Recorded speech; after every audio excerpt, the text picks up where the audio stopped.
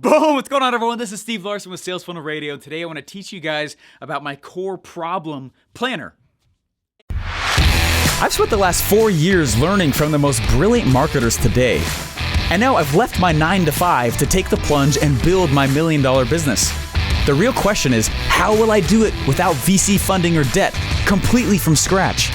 This podcast is here to give you the answer. Join me and follow along as I learn, apply, and share marketing strategies to grow my online business using only today's best internet sales funnels. My name is Steve Larsen, and welcome to Sales Funnel Radio.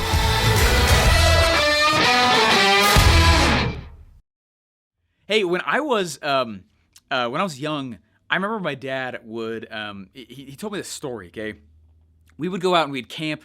I did a lot of backpacking with him. I did a lot of camping. I did a lot of stuff that was very outdoorsy. My dad grew up on a farm. I love the outdoors. He loves the outdoors. My family loves the outdoors. I skied like crazy. I remember there was this camp out.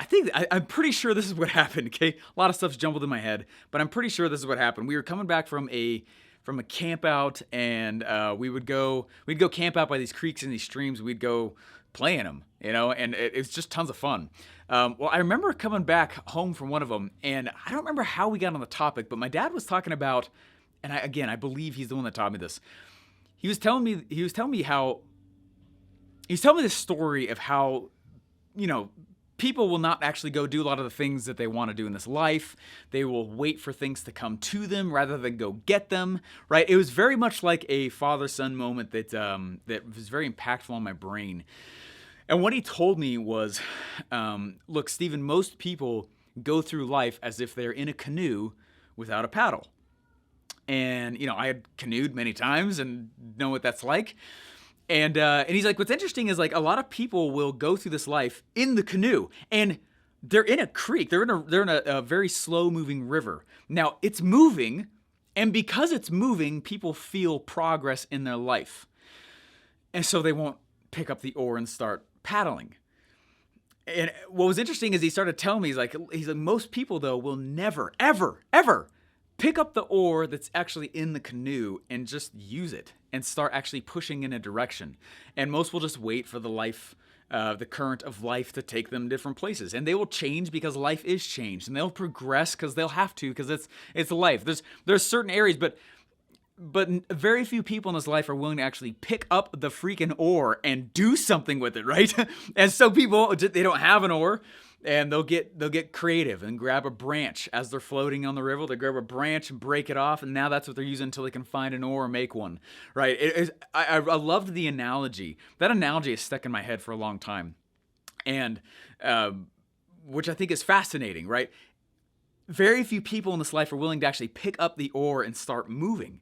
Just in a direction, just something, against stream, down it, to the sides, whatever. But like most people are not going to do anything.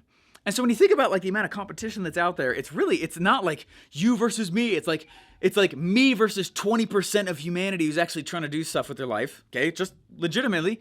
Okay, and then most people don't understand anything about what I'm talking about, right? So it's like me versus like maybe 10% of the rest of humanity. And then most of them, right, are not willing to actually have the personal growth experiences needed to actually launch the stuff, right? The competition really is not very high. And that's the biggest point I'm trying to help you guys understand with this stuff. One of the biggest questions people walk up to me and ask when I'm doing coaching is, Stephen, I've got these ideas. Do you think this is the idea I should go build a business around? Do you think this is what I should go? I have an idea. I'm going to go solve this. I'm going to go do this. I'm going to create this kind of value. And the challenge is that we'll try to solve too many things at once, right? The best businesses solve one major problem, and that's it. One of my favorite books is a book called Play Bigger. Really, really love the book, but in there it teaches that it's not about going out and saying, I have the best solution, because everybody's saying that. Okay? It's about going out and saying, I can describe the problem that you are experiencing the best. Ooh, that's interesting. We lead with the problem, not the solution. And if you watch about a lot of the things that I do, that is what I do. I do that a lot, okay? Which is cool. I read that book and I was like, what's up? Like, it's all about being able to evangelize the problem that you solve and being able to describe it better than everybody else. That book teaches that if I'm going to go in and I'm going to create a business, I need to be able to articulate and teach the problem better than everybody else who's my competitor.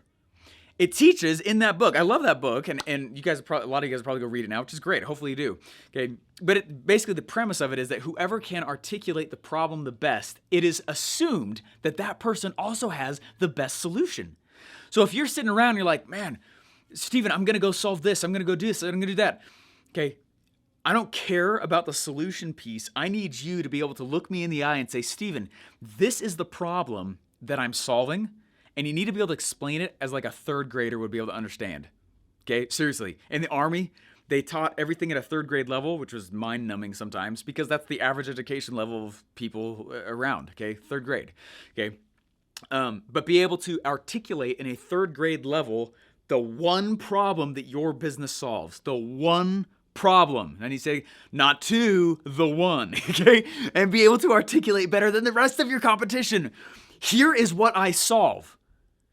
And this is the actual problem before you ever even get into the solution, right? First, you're going to get this and this and this. I'm not even talking about any of that, okay? That stuff will almost nearly take care of itself if you are the best at describing the problem in a market, not the solution, the issue. And so one of the things I did, now some of you guys went to OfferMind, some of you guys did not, and that's fine. We'll be able to do OfferMind. We're still figuring out a few of the dates, but if you guys go to offermind.com, you can at least join the waiting list right now.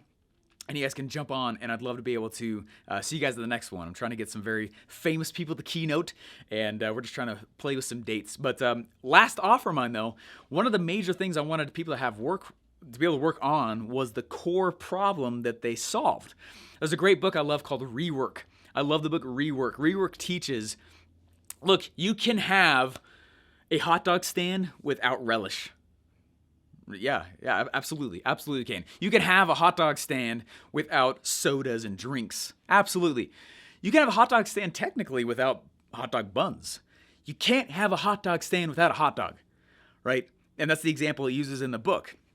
And like, okay, where's this going? What I love about what it's teaching is that there is a core to every single one of our businesses, and we must be able to know what that core is and be able to say, hey, look, I'm going to focus 80% of my attention on the core revenue-generating activity in my business, okay? But that means nothing if it is not solving the core problem, okay? That's why I call it your core offer. Okay, some people call it the purple offer. I've called it that for a little bit while, but like the real name of it though that I gave it is, look, there's a core problem which you should be able to articulate better than everybody else. There is a core solution, right? The actual core of your offer. Okay, there's those two separate things, and that is all the core of your business. Now, the rest of the things in the value ladder are expansions and contractions in the exact same idea. Okay, but that's the point of this episode. I want you guys to think through your core problem. So what we're going to do is we're going to cut over to me teaching this section in OfferMind. And you guys, I would take out a piece of paper because what I do is I list out all the problems I see inside of my red ocean.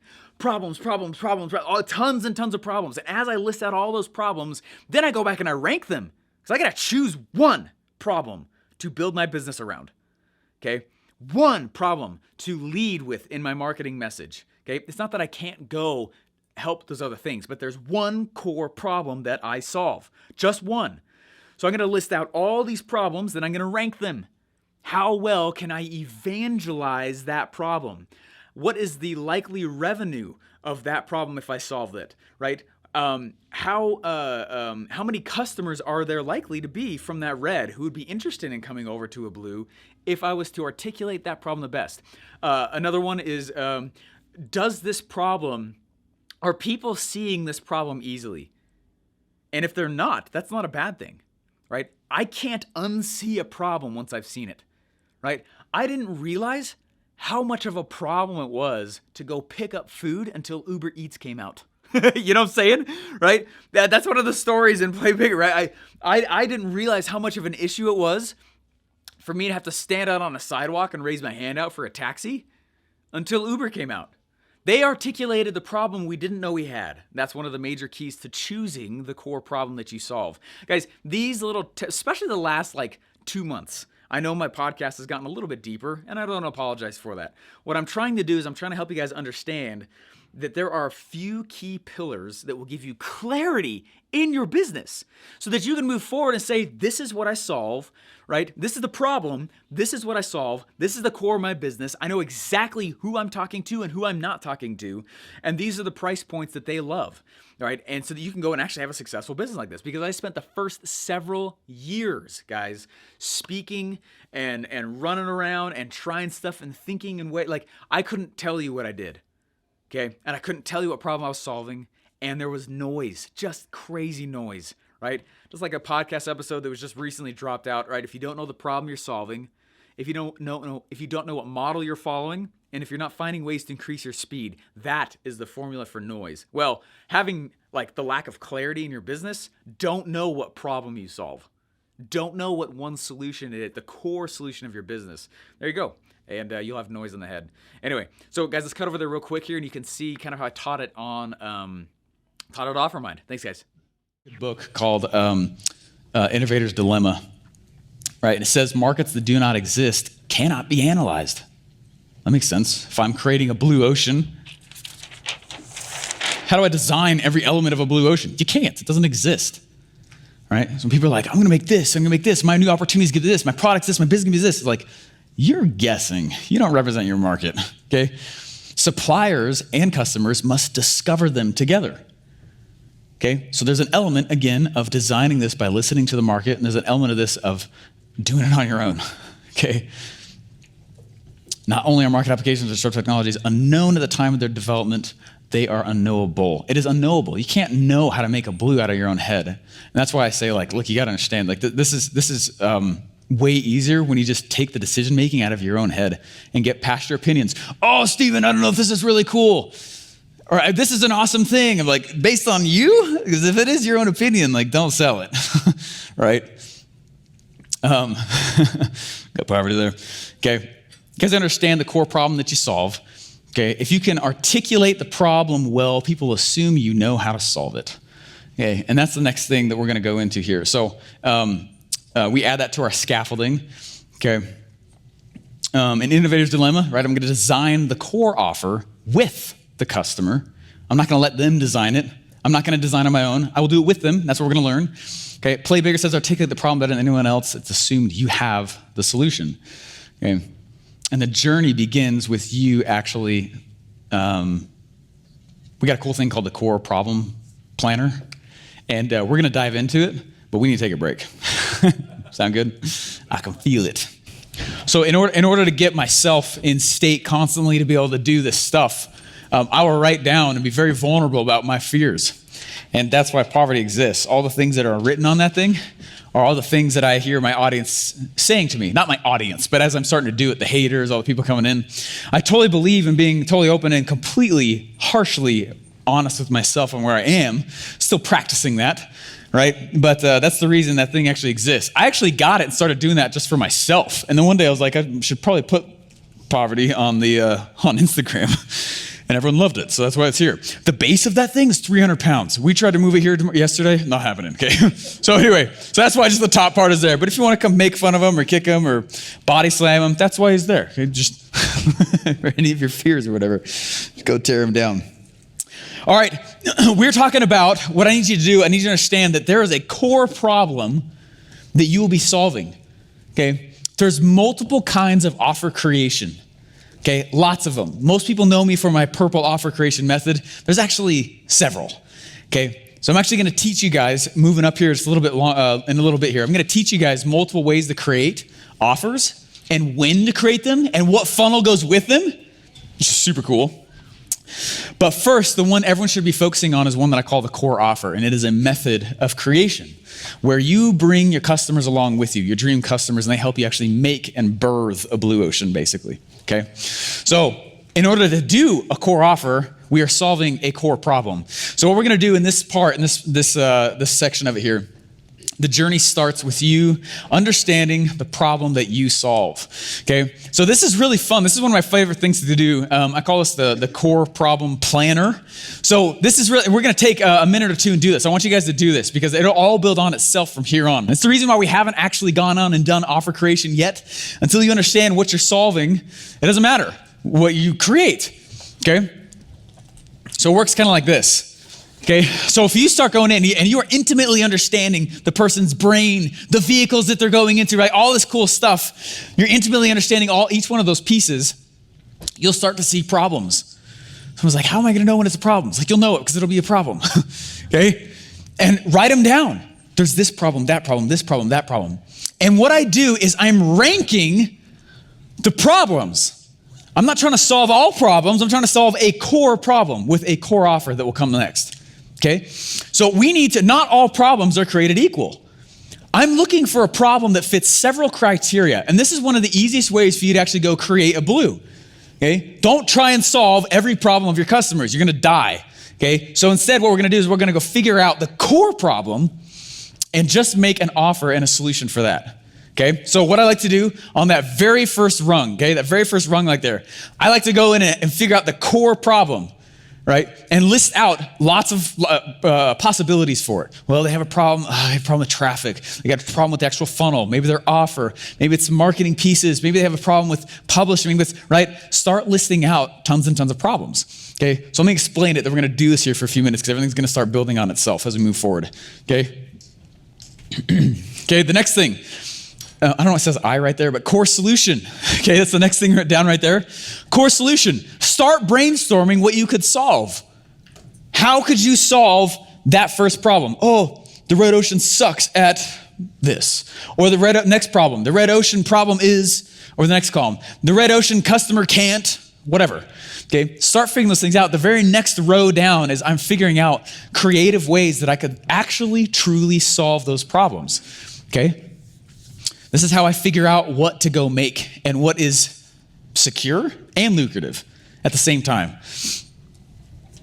Okay, next row down where it says 1, 2, 1, 3. What I'm doing is I'm ranking my ability to evangelize the problem. This is a core piece as we move forward and actually start building this thing out. Okay, and anyway, if you have a hard time explaining the problem that you solve, again, people are not going to assume you have the solution, right? So what I want to do is I want to rank which of those problems is the easiest for me to evangelize on my podcast, when I'm talking to people, if I'm being interviewed by other people, and they're like, what is it you do? And I'm like, bam, that's exactly it, right? I'm looking for something that's easy for me to evangelize and walk around and put on a banner and put on a t-shirt, right? What is so easy for me? So not all problems are created equal. I'm not trying to solve all the problems either. Just the one core, true, legitimate issue that they have and the ability to actually go and evangelize it, okay? Very last row, right down here. By the way, there's trampolines and all stuff over here if you guys want them. Most of my ideas come when I'm doing this with headphones and a whiteboard. Okay, the very bottom part right here, right? I'm looking to see if it delivers health, wealth, or relationships in the right way, right? Health, wealth, or relationships is the product. My product's not the product. Health, wealth, relationships is the thing that they want the most. So which of those problems has like this cool combination between not only can I solve it, not only can I evangelize it, but man, that will deliver to them health like they've never experienced. That's cool. And I'm looking for a core problem to solve that hits multiple of these criteria. Is that helpful?